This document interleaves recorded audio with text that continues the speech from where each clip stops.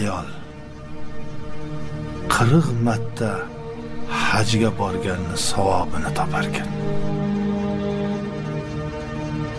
Uxlamasdan kechasi bolasiga qaragan ayol toat ibodatni savobini topadi. Bolasi kasal bo'lib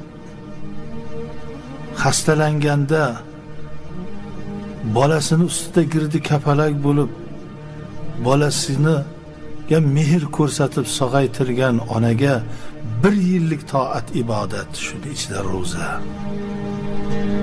1 yillik toat ibodatini beradi degan ekanlar Muhammad sallallohu alayhi vasallam. Erini kiyimini yuvgan ayolni Alloh butun gunohlarini mag'firat qiladi degan ekanlar Muhammad sallallohu alayhi vasallam.